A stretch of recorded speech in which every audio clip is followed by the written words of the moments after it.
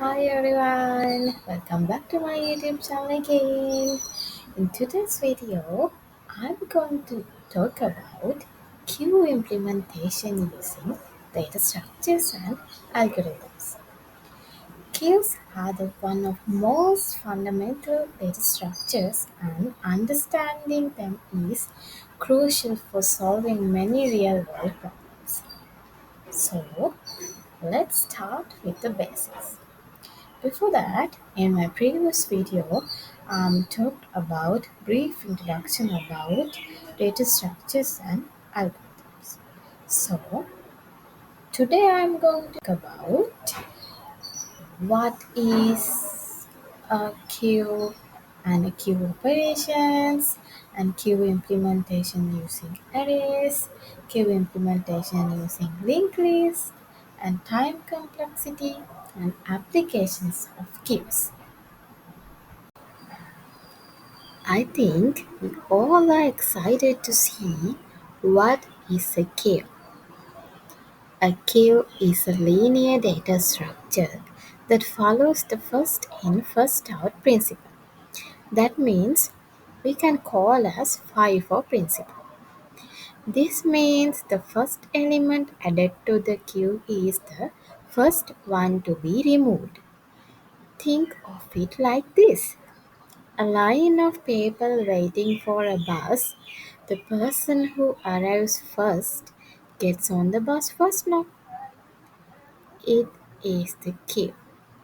In this picture, you can see the how queue implement in using array.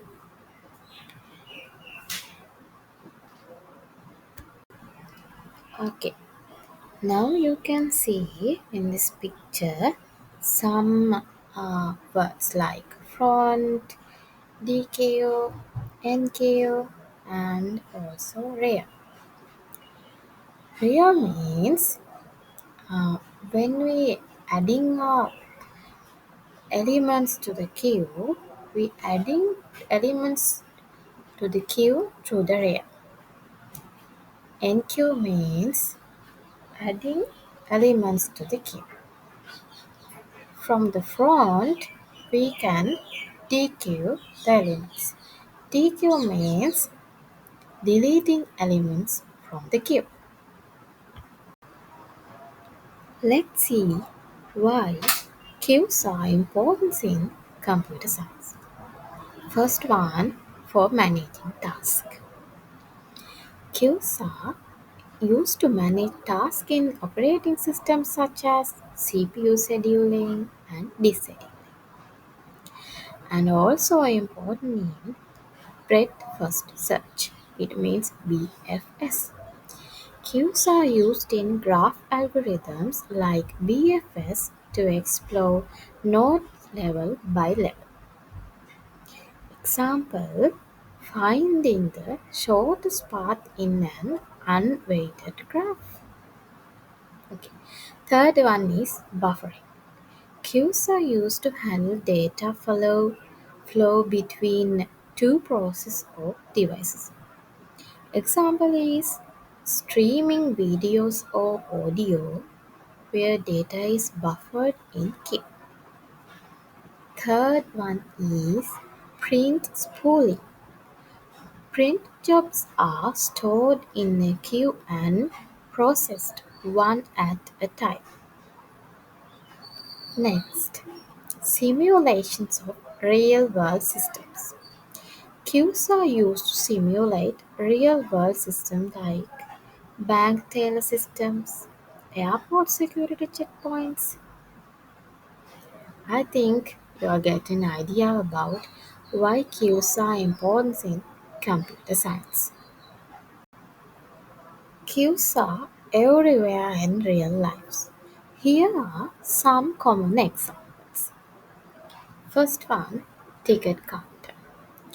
People stand in a line to a bus ticket. The person who arrives first gets the served first. I think we all are in a queue for a bus ticket. Second one, print queue. Multiple print jobs are sent to the printer. The printer processes them in the order they are received. Third one, call center system. The first caller is connected to the next available agent.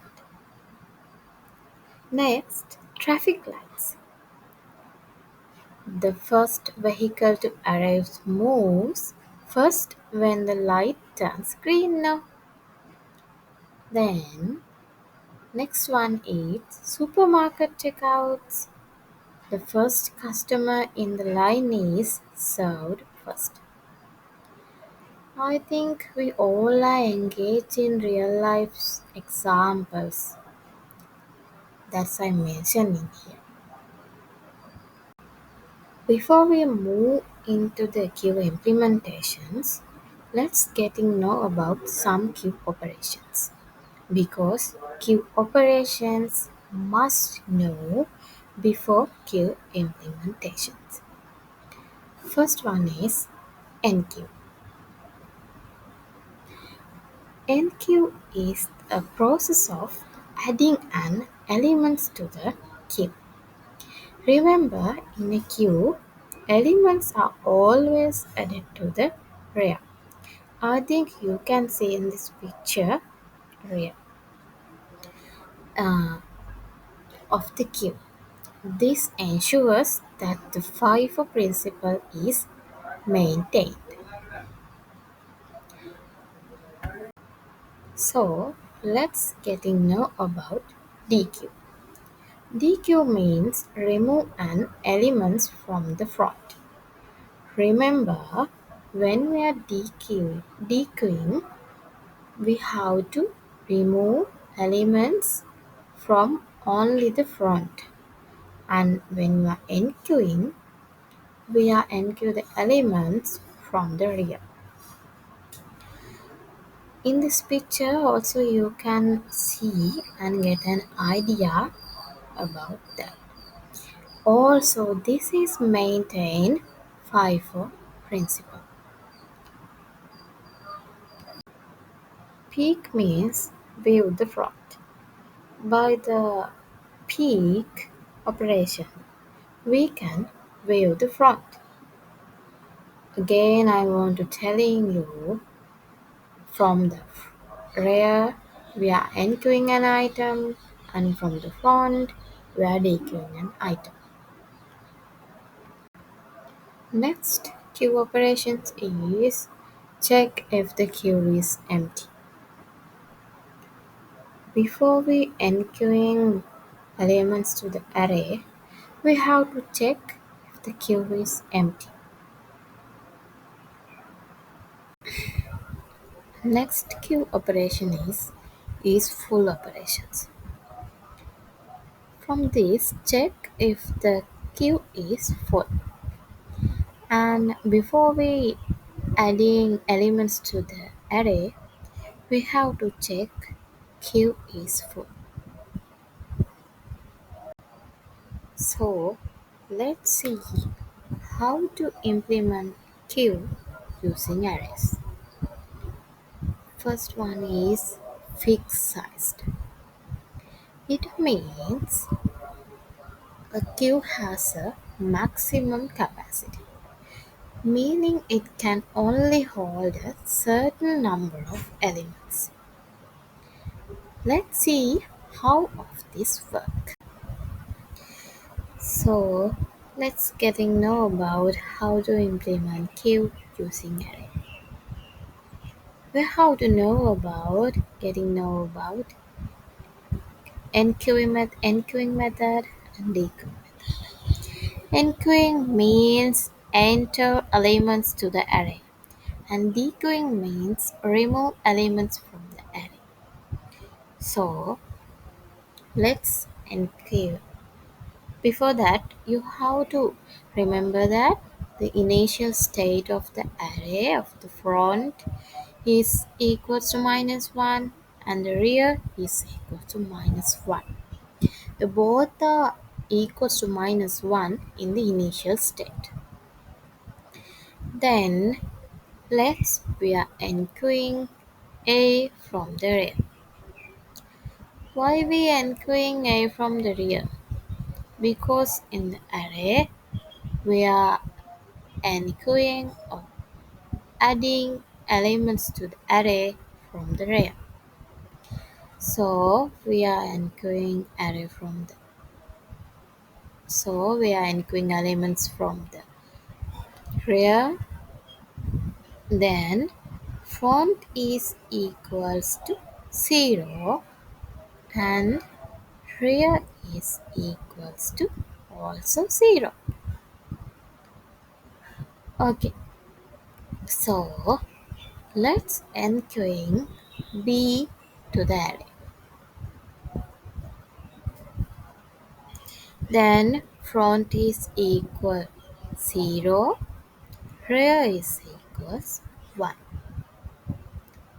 Let's echoing C from the rear. Then also front is equal 0 and rear is equal 2. Why front is equal 0 still in every echoing A, B, C? Because front is not changed. Front is changed only the remove elements from the array. So, on the right side of the page, I displayed an pseudocode for encode method. In this code, we have to check first if the queue is full. If it is full, we print an error message because this is the fixed size queue. Only we can enter uh, only we can enqueue elements if the queue is empty or if the queue has space to adding elements. If the queue is full, we can't enqueuing elements. So if the queue is empty, we set both front and rear to 0 and add the elements. Otherwise, we increment the rear pointer and add the elements at the rear position. I think you will get some idea about how to enqueuing values to the array. Then, so let's get an idea about how to dequeuing elements from the array. I want to telling you this enqueuing method is proved the FIFO method. Also the DQ method is proved the FIFO method because when we're enqueuing A first and when we move to dequeuing also A is dequeuing first from the front. Remember we are use rear to enqueue elements and we are use front to dequeue elements. When we dequeuing A from the front, then A is removed, then front is equal 1 and rear is equal 3. And next, we dequeuing B from the array. When we dequeuing the B from the array, the front is equals to 2 and rear is equals 3. So let's enqueuing C from the array. Let's sorry let's dequeuing C from the array. then front is equals 3 and rear is equals 1.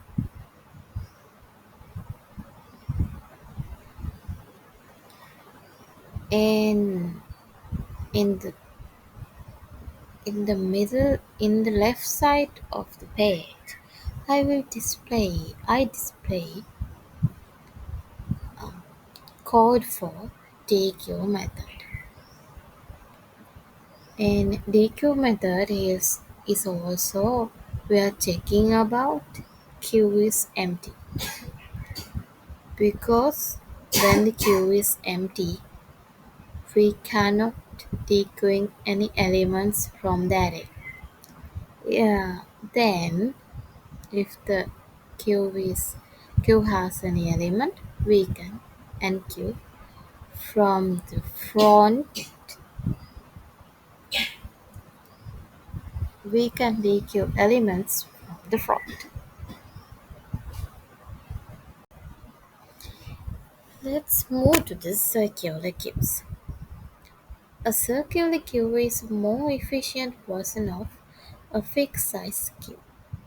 It reuses the empty spaces at the front of the array when the rear pointer reaches the end.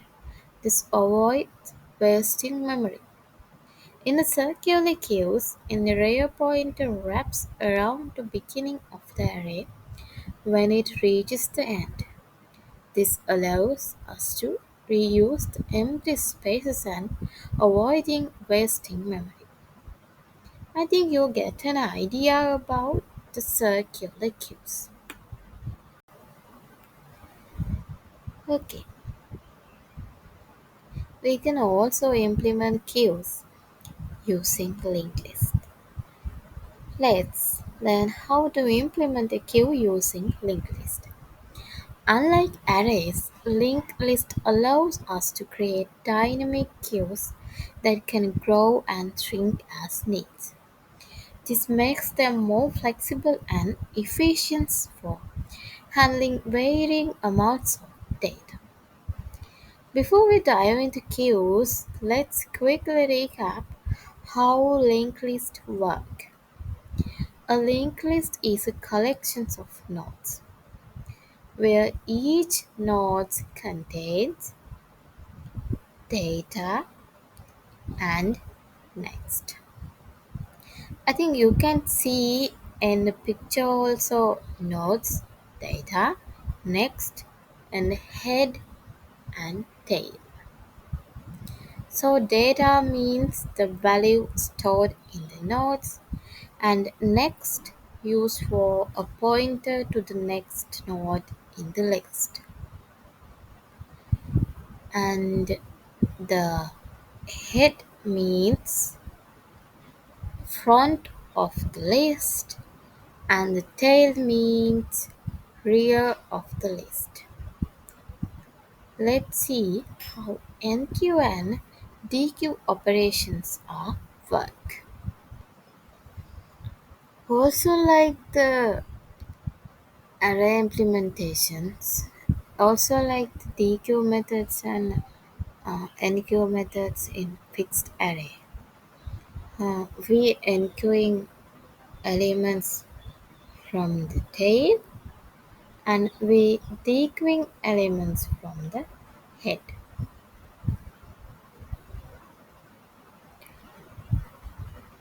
This is also proved FIFO method. It means first in, first out method.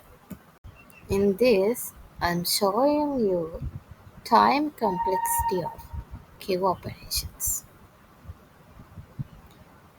In all queue operations of time complexity are equals.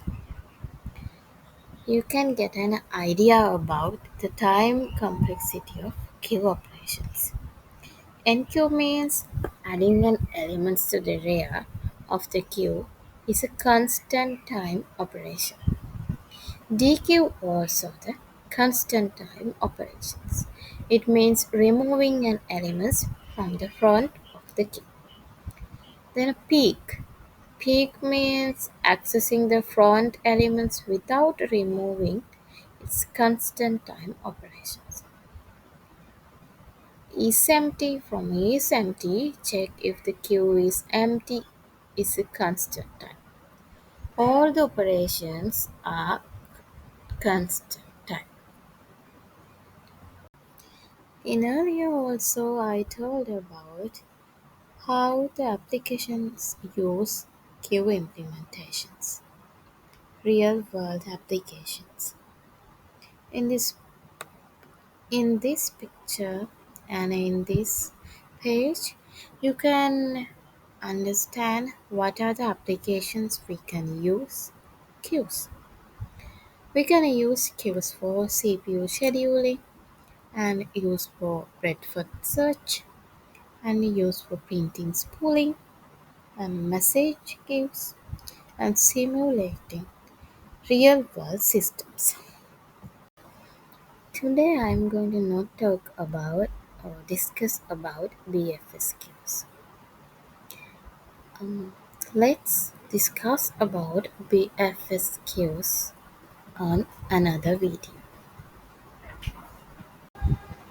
Now we are coming to end of this video. In today's video, we are getting know about what is queue, operations, implementations, time complexity, and the applications. That's it for today's video. I hope you understand how queues work with NQs and TQ operations. If you enjoy this, don't forget to like, comment, and subscribe. So, see you in next video.